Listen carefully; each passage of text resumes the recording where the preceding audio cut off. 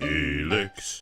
Attracting today's new post-traditional learners means adopting new enrollment strategies. Helix Education's data-driven, enterprise-wide approach to enrollment growth is uniquely helping colleges and universities thrive in this new education landscape. And Helix has just published the second edition of their Enrollment Growth Playbook, with 50% brand new content on how institutions can solve today's most pressing enrollment growth challenges. Download it today for free at helixeducation.com/playbook. You're listening to Enrollment Growth University from Helix Education, the best professional development podcast for higher education leaders looking to grow enrollment at their college or university. Whether you're looking for fresh enrollment growth techniques and strategies or tools and resources, you've come to the right place. Let's get into the show. Welcome back to Enrollment Growth University. I'm Eric Olson, AVP of Marketing at Helix Education, and we're here today with Tim Cegelski, Director of Social Media at Marquette University. Tim, how are you doing today? Doing great. Thanks for having me. Thanks so much for joining us. Tim and I have been friends for a long time. He's always one of the very first people I turn to when I have a question about social media, and he's always doing really creative things with social at Marquette. So I'm really excited that you're here to talk to us today about some really creative ways Marquette is using social and specifically Snapchat as an enrollment growth strategy. So before we get into that, Tim, can you give the listeners a little bit understanding of both Marquette University and your role there?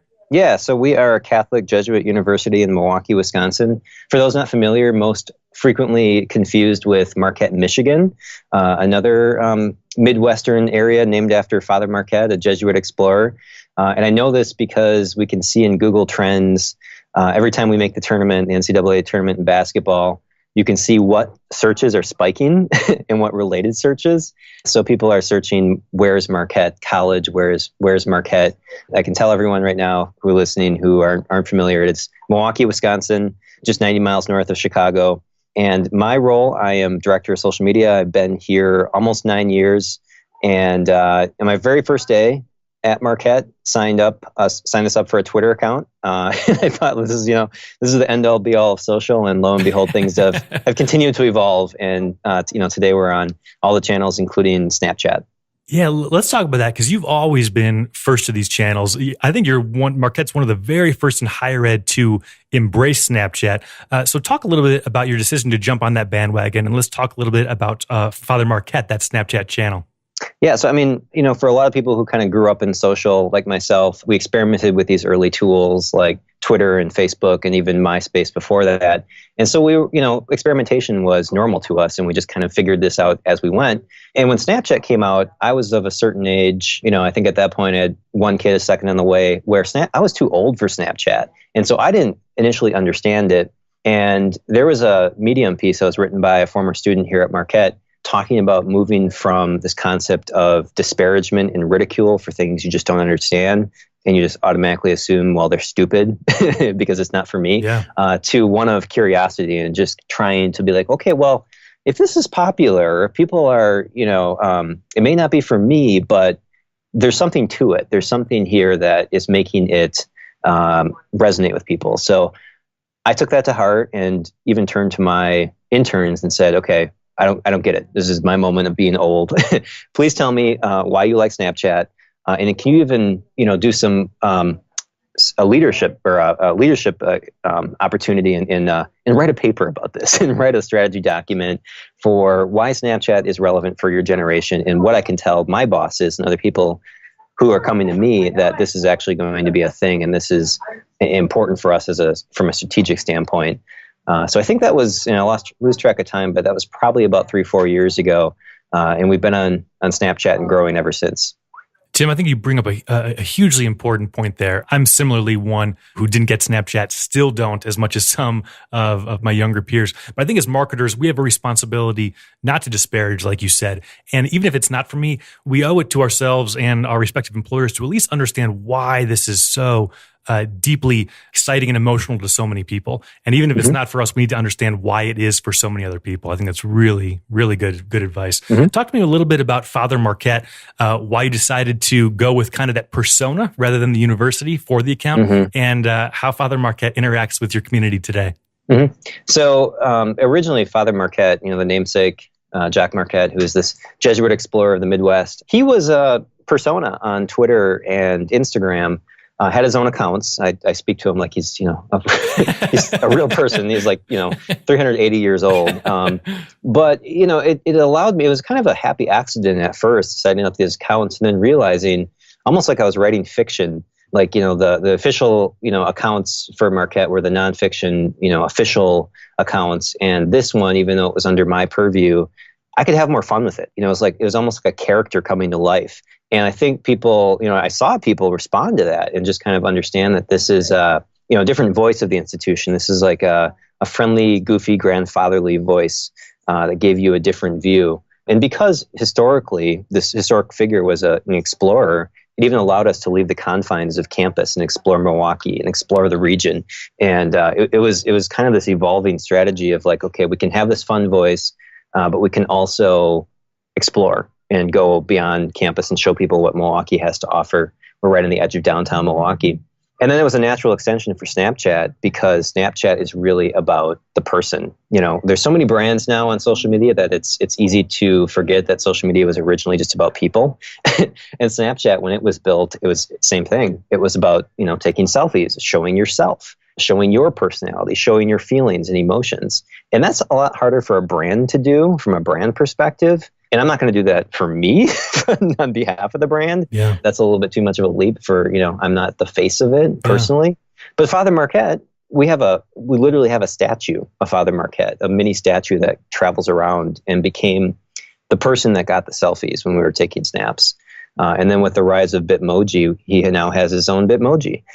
So it you don't even have to have the statue with us. The statue's kind of this cumbersome, heavy thing. But I could be anywhere, take a snap, and then add a Bitmoji to it with Father Marquette's likeliness and persona.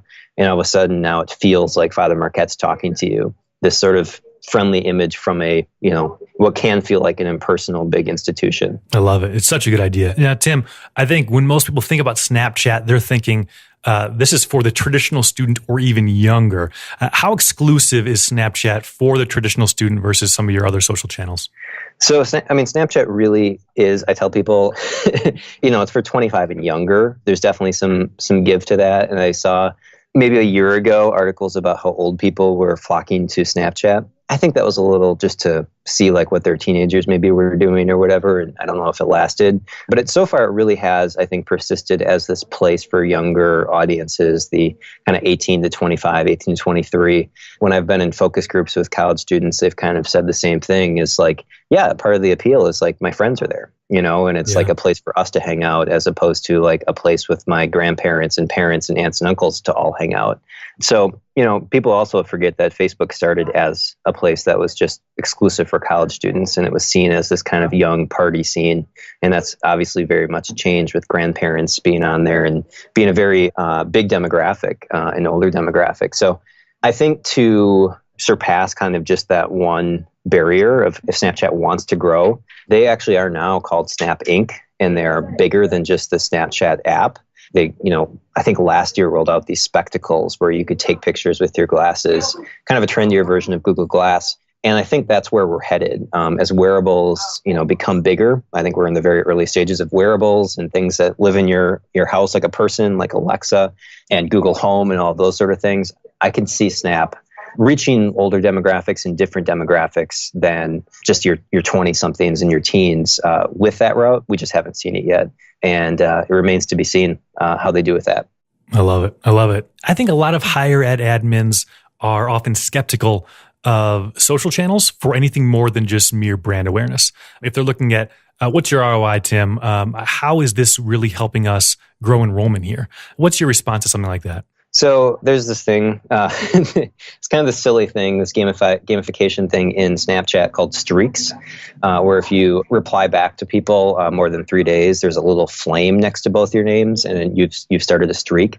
So now if you send a message back and forth, both of you, every day, you maintain the streak and you add a number to it. If you don't, you lose the streak.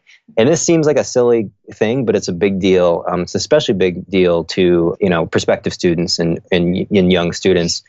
So we've done this. We have streaks going back and forth with this Father Marquette account with a number of high school students and current students.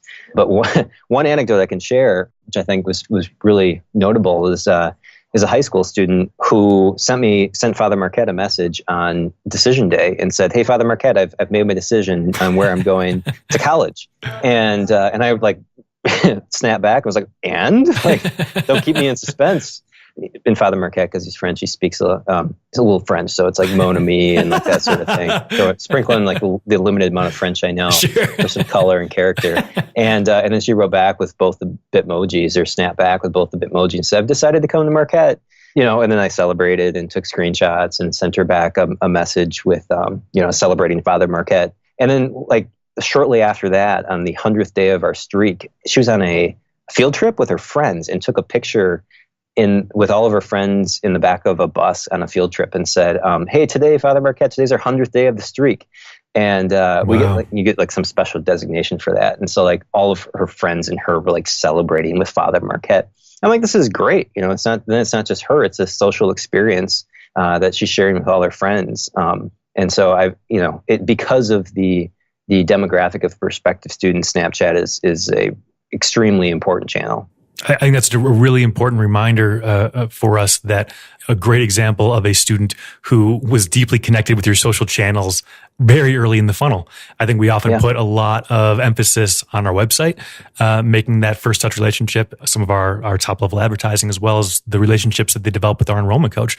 But this student specifically had a deep, long, streaky relationship with Father Marquette before she actually made her decision. Yep. So it is absolutely influential. That's really exciting. Mm-hmm. Tim, you've been very public about how you didn't get Snapchat originally. I'm the same. What would you say to another college or university who's hesitant to jump on board the Snapchat train? How do they get over that fear if I don't understand it? And then what should they do to be as creative as what you've done with Father Marquette at Marquette? Mm-hmm. So I teach a fair number of Snapchat workshops, and I've done some webinars and that sort of thing. And there's, I guess, two pieces of advice. One is I'd say just talk to your kids or your cousin or your someone at that family reunion who's snapping all day. Like ask them, ask them why they're using it, what appeals to them, and they'll tell you. They'll really open up and they'll actually really enjoy it. One of the most fascinating things I've been a part of this summer is doing focus groups. I've done 3 hours worth of focus groups with college students and just have them tell me, why they use Snapchat, why it still appeals to them. And then the second one goes back to those streaks. And I actually tell people, you don't get it at first. You won't get it at first. It will feel really awkward and it'll feel really different. And that's because Snapchat is built first and primarily and only for phones. And that's a sea change from people who grew up with computers. So if you used a computer before you used a phone, you're going to find Snapchat weird. And it's going to take a while to understand how it works as a mobile first application. I tell people, even if you're sending the dumbest snaps, even if you don't know what you're doing, start a streak with someone else, a trusted friend who will do it. And then just every day you're a little more comfortable and you'll understand it. And then even if you don't use it and it's not for you, that's fine. It's just now you'll understand it if you want to understand it from a marketing and communication perspective. Love it. Super helpful advice. And I think a great reminder that I think a lot of us listen to this and me myself go, boy, if I only had a Tim, someone who could be creative and think in Bitmoji and Snap slang, that's what we need. We need this kind of amateur stand-up comedian. And while I think that might help, I think what you just helped the audience realize is that no, you were data-driven. You decided what to be based on the research, and you did your homework, and your own personality and creativeness and cleverness helps greatly. But you're giving people what they want, which is, I think, a really important lesson for all of us. Yeah. Tim, anything else we haven't covered yet today that you want to make sure our listeners understand about Snapchat or social as they go off to kind of lead the way at their own campus and institution? One of the piece of data that came out of these focus groups, I asked students, what % authentic are you on Facebook and what % authentic are you on Snapchat? How much of are you yourself? And they say, and this is in separate focus groups, and the overwhelming answer is on Facebook, I'm about 10% myself. Wow. And on Snapchat, I am 85 to 95% myself. Wow. And I tell people Snapchat's really a throwback to pre-social media communication because it's mediated through technology, but it is kind of face-to-face. You're showing these moments that are ephemeral, that disappear. And it's just like having a conversation with your friend over the fire with some beers. There's no one keeping a record of that conversation. It's in the moment. It's what you're talking about right now. It's sharing kind of an ephemeral but lasting experience. And when they're using Snapchat, they kind of see the same thing. It's like maybe I'm communicating with a friend who's studying abroad, someone who's, in a different city or whatever, but I'm sharing a quick, authentic moment. There's no record of it after this because it's, into thin air. But I'm able to be myself that way rather than something that lives on my Facebook timeline that all my aunts and uncles can see for eternity. So it's really this, you can think of Snapchat as even though it feels kind of like new and futuristic and different, it's really kind of going back to some of those core principles of communication. That's so awesome. We've been doing our own research at Helix and realizing that both adult students and Gen Z are valuing authenticity more than anything. Mm-hmm. And I think that's just a great motivation to, embrace the channel that forces you to be it. So great empowering lesson for all of us. Tim, thank you so much for joining us today. What's the best place for listeners to connect with you if they have any follow-up questions? So they can follow me on Snapchat if they want, though it's pretty much just pictures of my kids. And that is, my username is TeeCycleTim. TeeCycle Tim. And then if they want a more traditional, if you call it that, I'm at Cigelski on Twitter, and it's at CIGELSKE. Happy to talk more about Snapchat or answer questions. And I have a Medium publication where I'm working through some of the kind of communication theories behind Snapchat, and I post links to those Medium posts on Twitter, so they can certainly follow along, and happy to answer questions. Awesome. He is a good follow, folks. Go ahead and do it. Tim, thank you so much for joining us today. Anytime, Eric. You've been listening to Enrollment Growth University from Helix Education. To ensure that you never miss an episode, subscribe to the show on iTunes or your favorite podcast player. Thank you so much for listening. Until next time.